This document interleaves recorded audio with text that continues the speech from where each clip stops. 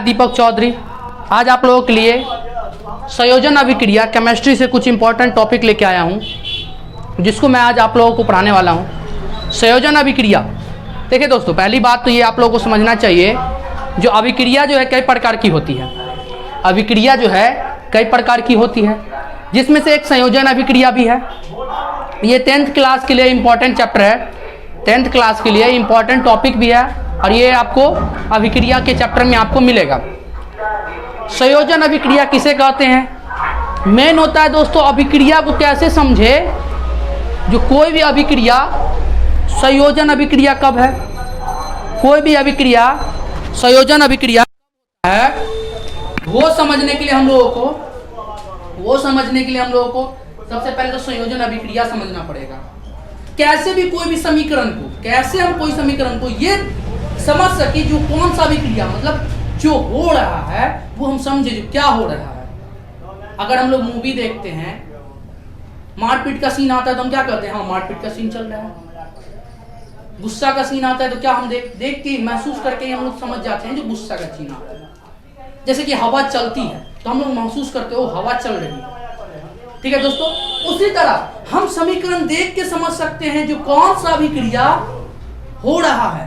किसी भी समीकरण को देख के समझ सकते हैं कौन सा अभिक्रिया हो रहा है दोस्तों। उसी तरह संयोजन अभिक्रिया को हम लोग जो अभिक्रिया देंगे उसको देख के समझने लगेंगे जो ये कौन सा अभिक्रिया है, कौन ये अभिक्रिया संयोजन है या नहीं, ये अभिक्रिया संयोजन है या नहीं, ये हम लोग आसानी से समझ सकते हैं। तो दोस्तों वीडियो पर बने रहे, पूरा वीडियो देखें आप लोग। और मैं संयोजन के बाद जितना भी अभिक्रिया हो सकता है, वैसे 10th क्लास के बुक में 9 अभिक्रिया दिए हुआ, 8 या 9 अभिक्रिया दिए हुआ है, वो सारे अभिक्रिया को हम लोग पढ़ेंगे, लेकिन आज हम लोग संयोजन अभिक्रिया पढ़ने वाले हैं। तो सबसे पहले संयोजन अभिक्रिया कहते किसे हैं, संयोजन अभिक्रिया कहते किसे हैं, ये समझना हमारे लिए काफी जरूरी है। संयोजन अभिक्रिया कहते किसे हैं?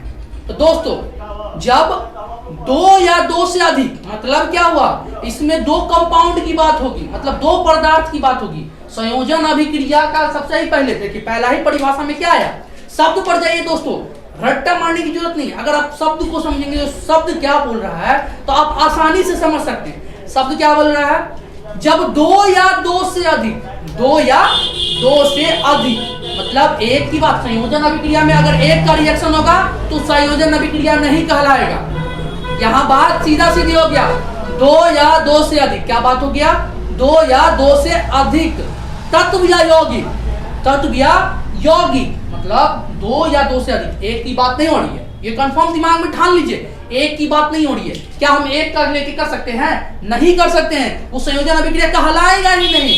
हाँ, एक को लेकर हम तोड़ सकते हैं, लेकिन वो अभिक्रिया संयोजन नहीं कहलाएगा, वो दूसरा अभिक्रिया कहलाएगा। हम लोग आगे चलेंगे तब आप लोग को समझ में आएगा जो एक को हम तोड़ने पर क्या होता है, 2 को तोड़ने पर क्या होता है। लेकिन यहाँ पर क्या बोल रहा है, 2 या 2 से। देखिए, कोई भी जो अगर मतलब समीकरण अगर हम रासायनिक अभिक्रिया पढ़ रहे हैं तो उसके परिभाषा को बहुत अच्छे से समझिए। जो टीचर आपको परिभाषा उसका अगर तोड़ के समझा दिया ना, वो कमाल कर दिया। तो आप परिभाषा को समझिए, परिभाषा को तोड़िए। परिभाषा क्या कह रहा है? परिभाषा कह रहा है 2 या 2 से अधिक, मतलब 2 होना चाहिए, एक नहीं होना चाहिए, 2 या 2 से अधिक। चलिए, ये तो आप यहाँ पर आप लोग समझ गए होंगे जो संयोजन अभिक्रिया में कोई भी एक तत्व या यौगिक का रासायनिक अभिक्रिया नहीं होता, तो वो अभिक्रिया अगर होगा भी तो वो संयोजन नहीं कहलाएगा, ठीक है, दूसरा अभिक्रिया कहलाएगा। तो यहाँ पर बात सीधा सीधी हो गया, 2 या 2 से अधिक तत्व या यौगिक होना चाहिए, 2 या 2 से अधिक तत्व या यौगिक होना चाहिए। तो चलिए हम लोग इसका परिभाषा पूरा करें। जब 2 या 2 से अधिक तत्व या यौगिक, तत्व या यौगिक मतलब 2 तत्व भी हो सकते हैं या 2 यौगिक भी हो सकते हैं, या एक तत्व या एक यौगिक भी हो सकते हैं, परस्पर संयोग करके, क्या, परस्पर संयोग करके एक नए तत्व या यौगिक का निर्माण करता है। क्या करता है? एक नए तत्व या यौगिक का निर्माण करता है। उस प्रकार की अभिक्रिया को हम लोग संयोजन अभिक्रिया कहते हैं। उस प्रकार की अभिक्रिया को हम लोग संयोजन अभिक्रिया कहते हैं दोस्तों। मतलब 2 या 2 से अधिक तत्व या यौगिक परस्पर संयोग करके एक नए तत्व का या यौगिक का निर्माण करते हैं, तो हम संयोजन अभिक्रिया कहते हैं। अब देखिए, इस परिभाषा को एक अलग तरह से भी हम लोग बोल सकते हैं। जब कोई पदार्थ 2 या 2 से अधिक, जब कोई पदार्थ 2 या 2 से अधिक के साथ अभिक्रिया करके, दो या दो से अधिक के साथ अभिक्रिया करके एक नए तत्व या यौगिक का निर्माण करता है। क्या करता है? एक नए तत्व या यौगिक का निर्माण करता है, उसे हम लोग संयोजन अभिक्रिया करते हैं। उस अभिक्रिया को हम लोग संयोजन अभिक्रिया। एक बार हम फिर से बोल देता हूं, आप लोग लिख लीजिएगा या इस रोक के आप लोग जो बोल रहा हूं वो लिख लीजिएगा। जब दो या दो से अधिक तत्व या यौगिक परस्पर संयोग करके एक नए तत्व या यौगिक का निर्माण करता है तो उस प्रकार की अभिक्रिया को हम लोग संयोजन अभिक्रिया कहते हैं। उस प्रकार की अभिक्रिया को हम लोग संयोजन अभिक्रिया कहते हैं। जैसे जब कार्बन को ऑक्सीजन के साथ अभिक्रिया किया जाता है, जब कार्बन को ऑक्सीजन के साथ अभिक्रिया किया जाता है तो कार्बन डाइऑक्साइड का निर्माण होता है। क्या होता है? कार्बन डाइऑक्साइड का निर्माण होता है। जैसे देखिए कार्बन, आप लोग समझते होंगे सी का मतलब कार्बन प्लस O2 मतलब कार्बन और ऑक्सीजन के साथ जब अभिक्रिया होता है, कार्बन और ऑक्सीजन के साथ अभिक्रिया होता है तो क्या बनता है? कार्बन डाइऑक्साइड, CO2 का निर्माण होता है। क्या निर्माण होता है बाबू? CO2 का निर्माण होता है। कार्बन और ऑक्सीजन के साथ अगर निर्माण हो, कार्बन और ऑक्सीजन के साथ जब अभिक्रिया होता है तो कार्बन डाइऑक्साइड का निर्माण होता है। इसको भी नोट कर सकते हैं। ये देखिए यहाँ पर क्या है? दो तत्व है। अभी हम लोग क्या बात कर रहे हैं? दो तत्वों की बात कर रहे हैं। संयोजन अभिक्रिया में दो तत्वों की बात, दो तत्व, एक तत्व आपको कार्बन हो गया, दूसरा तत्व क्या हो गया? ऑक्सीजन हो गया। तो इस दोनों को अभिक्रिया करने के बाद हमको क्या प्राप्त होता है? कार्बन डाइऑक्साइड प्राप्त होता है। चलिए हम लोग दूसरा ले लेते हैं, दूसरा कोई अभिक्रिया लेते हैं। जब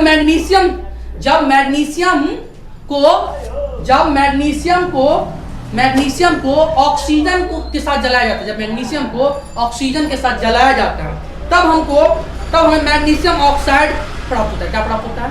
तब हमें मैग्नीशियम ऑक्साइड प्राप्त होता है। देखिए जब मैग्नीशियम को ऑक्सीजन के साथ अभिक्रिया, मतलब मैग्नीशियम को ऑक्सीजन के साथ जलाया जाता है, मतलब ऑक्सीजन को साथ उसको अभिक्रिया किया जाता है तो हमें मैग्नीशियम ऑक्साइड प्राप्त होता है। क्या प्राप्त होता है दोस्तों? मैग्नीशियम ऑक्साइड, जिसे हम लोग सफेद चूना भी कहते हैं। तो आप देखिए दोस्तों, आपका आएगा magnesium oxide, positive type question में कैसे आएगा? मैग्नीशियम ऑक्साइड को एक और किस नाम से भी जाना जाता है? सफेद चूना के नाम से जाना जाता है। सफेद चूना किसे कहते हैं? तो मैग्नीशियम ऑक्साइड को कहते हैं। ठीक है दोस्तों, देखिए इसका अभिक्रिया हम लोग लिख लेते हैं। जब मैग्नीशियम को ऑक्सीजन के साथ अभिक्रिया किया जाता है, मैग्नीशियम को ऑक्सीजन के साथ अभिक्रिया किया जाता है तो मैग्नीशियम ऑक्साइड प्राप्त होता है। क्या होता है? मैग्नीशियम ऑक्साइड प्राप्त होता है। मैग्नीशियम ऑक्साइड क्या प्राप्त होता है दोस्तों?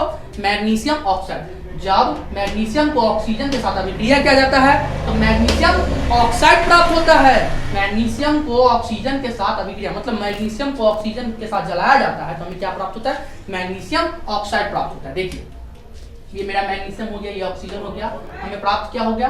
Magnesium oxide. मैं आपसे पूछना चाहता हूँ, क्या ये संतुलित रासायनिक समीकरण है? मैं आपसे पूछना चाहता हूँ कि क्या ये संतुलित रासायनिक समीकरण है? देखिए हम लोग संतुलित भी साथ में सीख जाएंगे। क्या ये संतुलित रासायनिक समीकरण है या नहीं? आप अपने मन में बोलिए। देखिए मेरा स्टूडेंट अगर कोचिंग में रहता है तो मैं उससे पूछता हूँ, लेकिन आप अपने मन में पूछिए है या नहीं, हाँ या ना का जवाब कमेंट बॉक्स में दीजिए इसी समय। ठीक है, आप देखिए मैग्नीशियम का एक अणु, देखिए संतुलित कैसे हम लोग करेंगे। मैग्नीशियम का एक अणु, सबसे पहले यह समझ लीजिए जो मैग्नीशियम का जब एक अणु है, इधर कितना, मतलब अभिकारक के एक अणु है, कितना अभिकारक जो है मेरा मैग्नीशियम है, इस तरफ के हम लोग अभिकारक कहेंगे, इस तरफ को प्रतिफल कहेंगे। ठीक है, जब मैग्नीशियम का एक अणु इधर है, इधर क्या है? मैग्नीशियम का एक अणु, मतलब मैग्नीशियम तो संतुलित है, मैग्नीशियम से कोई दिक्कत नहीं, मैग्नीशियम संतुलित। अब हम लोग ऑक्सीजन, यहाँ पर क्या देख रहे हैं? ऑक्सीजन का दो अणु और यहाँ पर ऑक्सीजन का एक अणु, तो ऑक्सीजन संतुलित नहीं है, तो यहाँ दो करने के लिए हमें यहाँ दो लगाना पड़ेगा, यहाँ दो करने के लिए यहाँ दो लगा दिए। अब यहाँ जो दो लगा दिए तो ऑक्सीजन तो संतुलित हो गया, यहाँ दो लगाने से क्या हुआ दोस्तों? ऑक्सीजन तो संतुलित हो गया, लेकिन मेरा मैग्नीशियम बिगड़ गया, मेरा मैग्नीशियम क्या हुआ? असंतुलित हो गया, क्योंकि मैग्नीशियम भी दो ऑक्सीजन भी दो, यहाँ ऑक्सीजन तो ठीक है, मैग्नीशियम असंतुलित हो गया, तो मैग्नीशियम में भी हम दो लगा देंगे तो अब मेरा क्या होगा? मैग्नीशियम भी संतुलित हो गया होगा। आप लोग समझ गए होंगे कि कैसे हम किसी भी रासायनिक समीकरण को संतुलित कर सकते हैं। आप उसको अभिकारक और प्रतिफल में अणु की संख्या के हिसाब से संतुलित कर सकते हैं। आशा करता हूं दोस्तों आप लोग को समझ में आएगा। ठीक है, अब हम लोग दोस्तों एक तत्व, ये दोनों तत्व थे, ये क्या थे, दोनों तत्व के साथ अभिक्रिया। हम पहले क्या बोला, एक तत्व और एक दो तत्वों के साथ अभिक्रिया। अब हम लोग सीखेंगे एक तत्व और एक यौगिक के साथ अभिक्रिया। क्या सीखेंगे दोस्तों, एक तत्व और एक यौगिक के साथ जब अभिक्रिया होता है तो क्या होता है।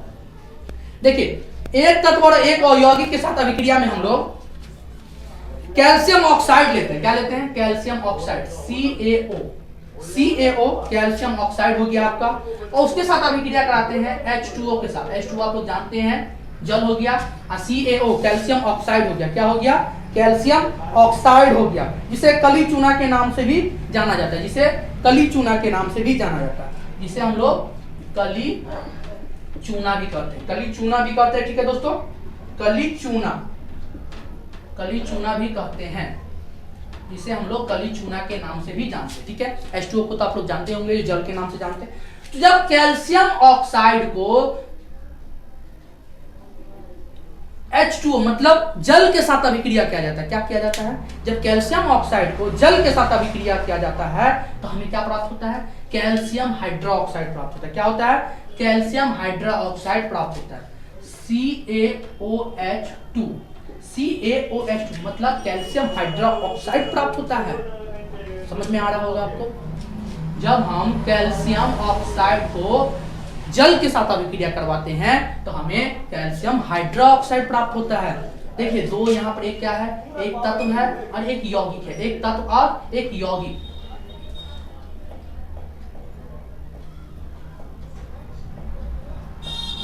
या सॉरी दोस्तों, ये दो यौगिकों के बीच अभिक्रिया। क्या है दोस्तों, दो यौगिकों के बीच अभिक्रिया, दो यौगिक हो गया। यहाँ पर क्या हो गया, कैल्शियम ऑक्साइड और कार्बन डाइऑक्साइड, ये यौगिकों के बीच, दो यौगिकों के बीच अभिक्रिया हो गया। ठीक है, जब दो यौगिकों के बीच अभिक्रिया होता है तो हमें क्या प्राप्त होता है, कैल्शियम ऑक्साइड और H2O के साथ अभिक्रिया होता है तो हमें कैल्शियम हाइड्रोक्साइड प्राप्त होता है।